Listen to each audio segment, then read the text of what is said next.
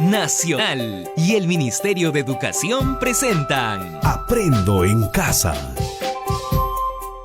Ministerio de Educación. Gobierno del Perú. El Perú primero.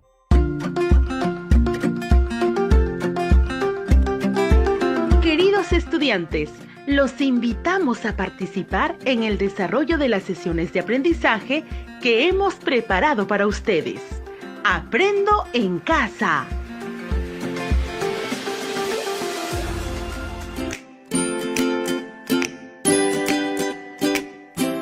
Muy buenos días, estudiantes del quinto grado de secundaria. Hoy damos inicio a un número de sesiones radiales elaboradas solo para estudiantes de tu grado. Estas sesiones radiales permitirán que sigas aprendiendo en casa durante este tiempo de aislamiento social. Recuerda, este tiempo es una oportunidad para estar en familia y aprender junto con ellos. Estimados estudiantes, es sumamente importante recordar que durante el desarrollo de las sesiones irás construyendo nuevos aprendizajes. Asimismo, habrás construido al término de las 4 sesiones radiales una apuesta en común de acciones que permitan a la familia comprender la probabilidad de contagio del COVID-19 por la cual todos estamos expuestos, así como organizarse en la implementación de medidas de prevención. Qué interesante, ¿verdad? Durante el desarrollo de las sesiones radiales es necesario desarrollar las siguientes habilidades: el saber escuchar, comprender, expresar las ideas, así como también las emociones. Recuerda estar atento a cada actividad, como por ejemplo a los relatos, las preguntas y sobre todo nos gustaría escuchar tus conclusiones sobre lo aprendido. Antes de iniciar la sesión, te recomendamos lo siguiente. 1. Estar acompañado de un adulto o hermano mayor, ya que él o ella te acompañará en esta experiencia de aprendizaje. 2. Es importante que recuerdes que todos tus apuntes y las actividades que vayas registrando lo hagas en hojas de papel, así como también en un blog o cuaderno de apuntes, con el propósito de tener evidencia de tu trabajo e ir archivándolo en un portafolio. Y no te olvides, antes de comenzar la sesión, debes recordar siempre las recomendaciones que nos han brindado para no contagiarnos del coronavirus.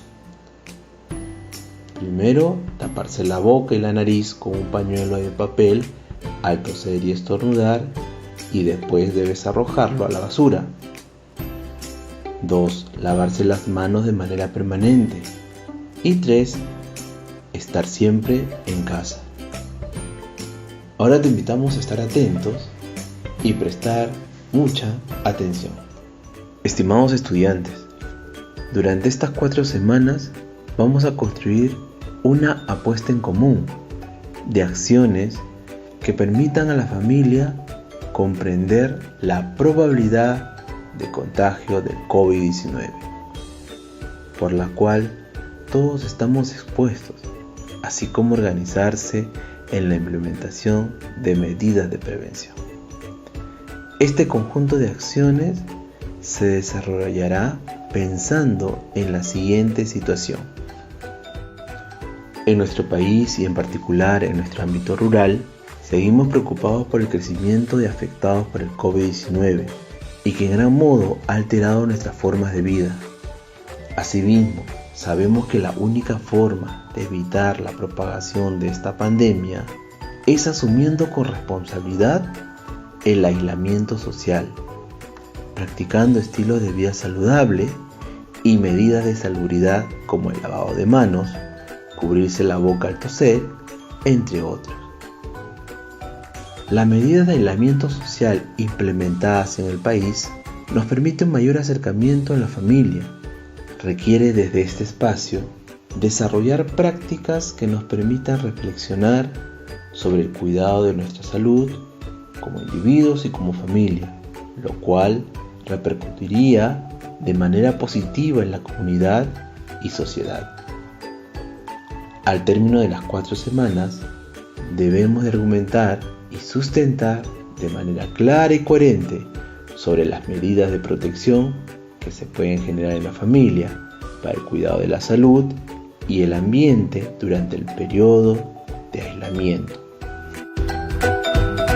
Estimados estudiantes, el propósito de la sesión el día de hoy será identificar y recuperar información de un texto escrito. Quizás te preguntarás, ¿y cómo lo haremos? Lo haremos desarrollando actividades que te van a permitir obtener e inferir información de un texto. Para identificar la información, utilizaremos 2 tipos de texto, un texto histórico y un texto mixto. Ahora sí, ya estamos listos y preparados. Entonces, iniciamos con nuestra primera actividad. A continuación, vas a escuchar el siguiente relato. ¿Qué pandemias a lo largo de la historia han puesto en jaque a la humanidad? Te vuelvo a repetir el título del texto. ¿Qué pandemias a lo largo de la historia han puesto en jaque a la humanidad? Mientras escuchas el relato de la lectura, recuerda estar muy atento a cada frase y párrafo, a las interrogantes, al tema, a los personajes, al escenario, al ambiente, los tiempos, y no te olvides de anotar las palabras que son desconocidas para ti. ¿Qué pandemias a lo largo de la historia han puesto en jaque a la humanidad? Desde la plaga de Atenas en el año 430 a.C.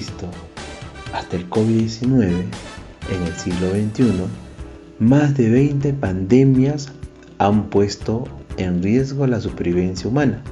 Desde entonces y hasta el siglo XXI, la humanidad ha registrado una veintena de epidemias y pandemias que han puesto en jaque la supervivencia humana. 4 de ellas se encuentran entre las más mortíferas: la peste negra, la viruela, la gripe española y el VIH-Sida. Hablemos sobre la peste negra. La peste negra en la Edad Media cobró la vida de 200 millones de personas. Se llamó también peste bubónica porque inflamaba los bubones, o sea, los nódulos linfáticos en ojos y órganos sexuales. Y cuando avanzaba la enfermedad producía necrosis. Se asoció a la bacteria Yersinia pestis, alojado en las ratas negras provenientes de los barcos chinos. Pero fueron las pulgas de dichas ratas las que transmitieron la bacteria a los humanos. Solo con grandes incineraciones de ratas, cuerpos infectados y pulgas se logró a duras penas controlar la pandemia. La viruela, tan antigua como el Mesolítico, tuvo uno de sus peores brotes en la conquista de América. La viruela es una enfermedad tan antigua que data de la población humana del año 10.000 a.C. Aunque a lo largo de la historia los científicos atribuyen a la viruela la mayor cantidad de muertes infecciosas, superando los 300 millones de personas. Una de sus brotes pandémicas más severos ocurrió a partir de 1520 en territorio americano, matando a 56 millones de nativos. Se considera, sin embargo, una enfermedad erradicada por completo a finales de la década de 1970, luego de exitosos programas de vacunación mundial. La gripe española, asoló a cerca de 50 millones de personas durante el fin de la Primera Guerra Mundial. En el ocaso de la Primera Guerra Mundial, apareció en Kansas, Estados Unidos, la gripe española. En el año de 1918, llegaría a Europa por el puerto francés de Brest, lugar al que arribaban la mayoría de las tropas estadounidenses encargadas de apoyar a los aliados en la guerra. Desde ahí pasó a Reino Unido, Alemania, Italia y finalmente España. Ahora hablemos sobre el virus de transmisión sexual VIH-Sida, que ha matado entre 25 y 35 millones de personas. El VIH-Sida fue una pandemia que se descubrió en Estados Unidos en 1981. Se entendió inicialmente como un virus de transmisión sexual, pero después se concluyó que también se infectaba por transfusiones de sangre contaminadas, por transmisión del virus de madre a hijo durante el embarazo o por el uso de agujas hipodérmicas. La teoría más aceptada actualmente sobre la procedencia del VIH-Sida está relacionado con los simios y chimpancés que habían entrado en contacto con el hombre en la década de 1920 en el centro de África. Incertidumbre ante el alcance y el impacto del COVID-19 en el mundo. En el siglo XXI, el SARS en el sudoeste asiático, el ébola en África, el MERS en Medio Oriente y la gripe H1 y N1 en todo el mundo han sido epidemias y pandemias que han puesto en jaque a la comunidad científica internacional. La más reciente pandemia en la historia por la que estamos atravesando es el nuevo coronavirus COVID-19, que se originó en la ciudad china de Wuhan y que actualmente está presente en los 5 continentes. Los laboratorios del mundo trabajan a contrarreloj para entender su funcionamiento, dar luces sobre su impacto en los humanos y encontrar una vacuna que apacigüe su acelerada y preocupante propagación. Estimados estudiantes, ahora que has escuchado el relato, responde a las siguientes preguntas. ¿Cómo presenta el autor la información en el texto? Muy bien, durante todo el texto, el autor presenta la información de manera objetiva. Esto sucede porque simplemente ha registrado los hechos de manera cronológica, sin involucrarse subjetivamente dentro del texto. El autor ha enfatizado en el registro de hechos y sucesos cronológicos que van a sustentar sus argumentos. ¿Cuál es el propósito y objetivo del autor? Muy bien, estudiantes, es dar a conocer a través de los hechos que a lo largo de la historia, en más de una ocasión, el ser humano se ha encontrado en peligro su supervivencia. ¿Qué lenguaje utiliza el autor en el texto?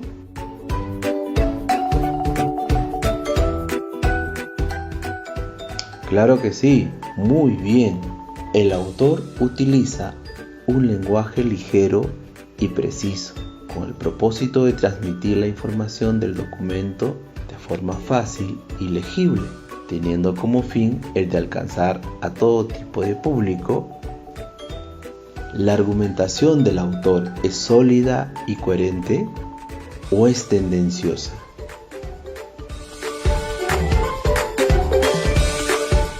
Muy bien, ahí podemos ver que el argumento del autor está estrechamente vinculado con los hechos y sucesos cronológicos según lo expuesto en el texto.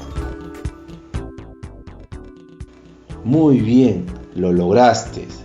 Parecía difícil, pero con la atención puesta al momento de la lectura y las anotaciones realizadas, lograste responder a todas las preguntas.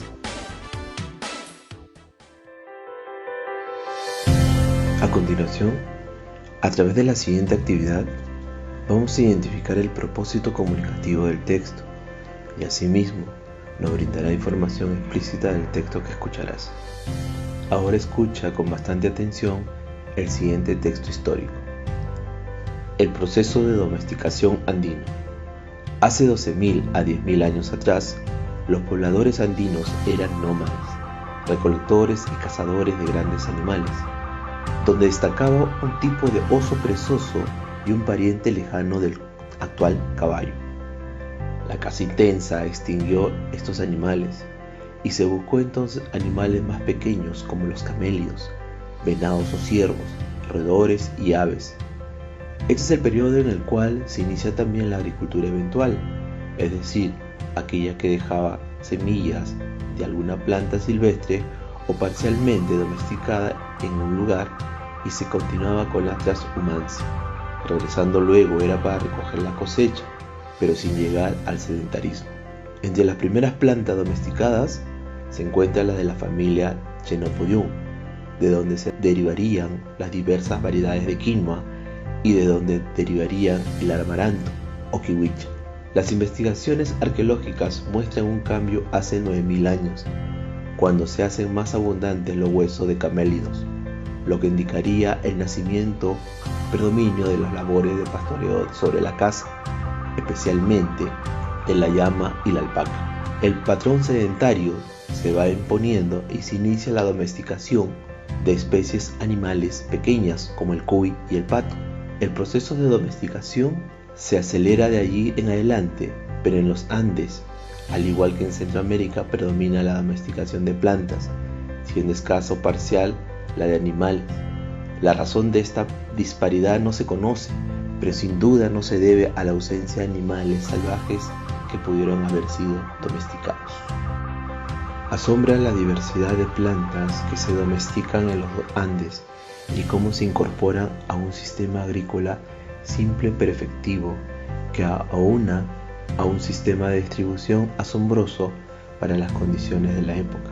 Lograron una diversidad alimenticia mucho mayor que en otros centros de domesticación.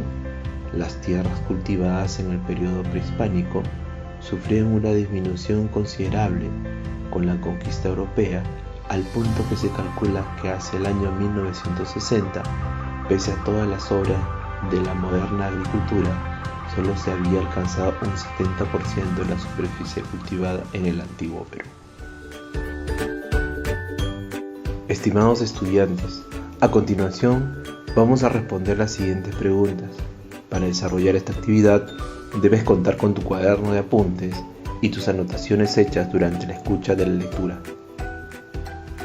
Primera pregunta. ¿Cuál es el propósito comunicativo del texto?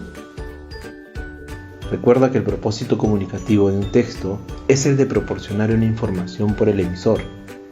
Este puede narrar un hecho real o ficticio, persuadir o convencer a un auditorio.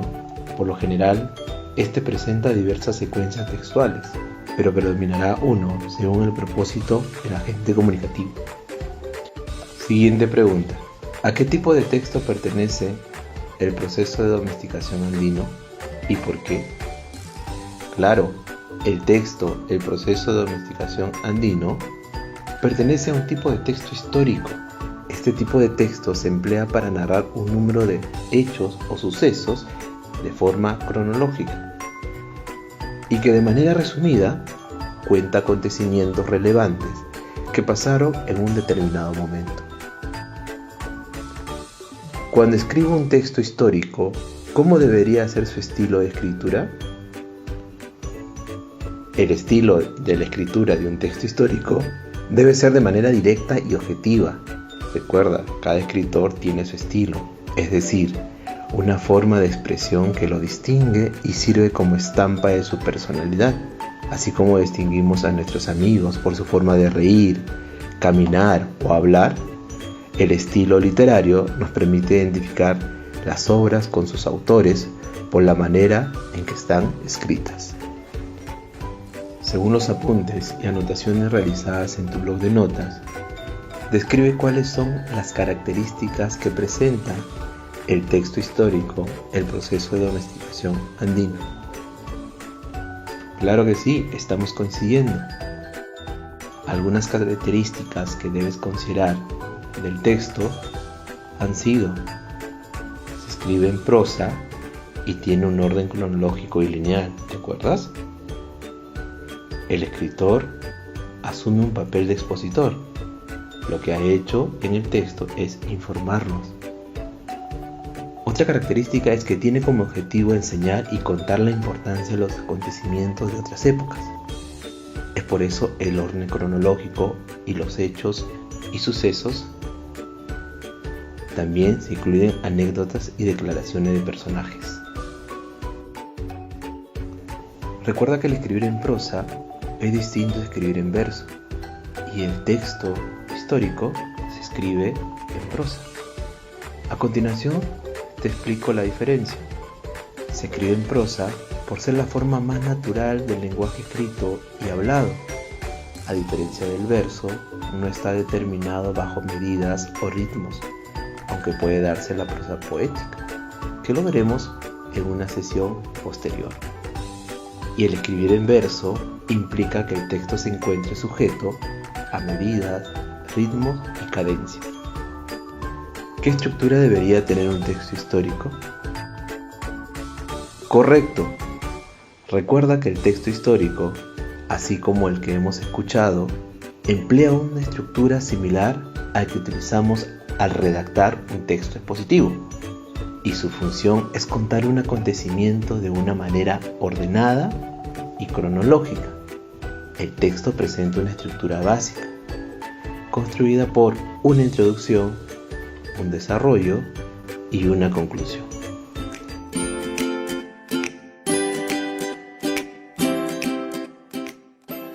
Muy bien, estimados alumnos, una vez más se pudo concluir con la comprensión del texto y se pudo desarrollar las preguntas que fueron formuladas. ¿Te diste cuenta de que al desarrollar las preguntas salieron unos términos nuevos, como propósito comunicativo, estilo del escritor, cómo es escribir en prosa y cómo es escribir en verso? Claro que sí, son nuevos conocimientos los que vamos a agregar a nuestro vocabulario y utilizarlo cuando pasemos a construir tu propio texto histórico. Ahora, para terminar la sesión radial, estimados estudiantes, vamos a construir nuestro texto histórico. Para eso vas a seguir las siguientes indicaciones. Consulta a tu papá, mamá o algún familiar el tiempo que llevan viviendo en tu comunidad. Clasifica en grupos la llegada de las demás familias y considera una fecha tentativa según los registros brindados por tus familiares. Considerar también si durante el tiempo de fundación de tu comunidad hubo algún tipo de enfermedad que causó algún daño. Considera también desde cuándo vienen escuchando en tu comunidad sobre el COVID-19. Esta información te va a servir para que agrupes otro tiempo para construir tu texto. Considerar desde cuándo en tu familia y comunidad vienen tomando medidas de prevención para prevenir el COVID-19. Ahora empieza a escribir tu texto histórico con la información recogida de los tiempos de llegada de las familias a tu comunidad. Recuerda considerar en la estructura de tu texto histórico la estructura básica que debe de tener el texto, el propósito comunicativo, usar un lenguaje objetivo, escribir en prosa y tener un estilo. Ahora empieza a escribir tu texto histórico y lo vas a realizar con la información recogida de los tiempos de llegada de las familias a tu comunidad. Recuerda, considerar en la construcción de tu texto histórico, tener una estructura básica del texto, contar con un propósito comunicativo, utilizar un lenguaje objetivo, debe estar escrito en prosa y construir el texto con un estilo propio. Ahora que estamos terminando la sesión, te pregunto, estimado estudiante, ¿qué pasos seguiste para poder cumplir cada una de las actividades? ¿Qué habilidades pusiste en práctica? ¿Cómo lo hiciste? Exprésale de manera oral a tus familiares lo has trabajado durante la sesión radial y comparte tu texto construido con los datos recogidos en tu familia sobre tu comunidad. Todos estos pasos, regístralo en una hoja y archívalo en tu portafolio. Hasta nuestro próximo programa. Nacional y el Ministerio de Educación presentaron Aprendo en casa. Ministerio de Educación. Gobierno del Perú. El Perú primero. El Perú primero. El Perú primero.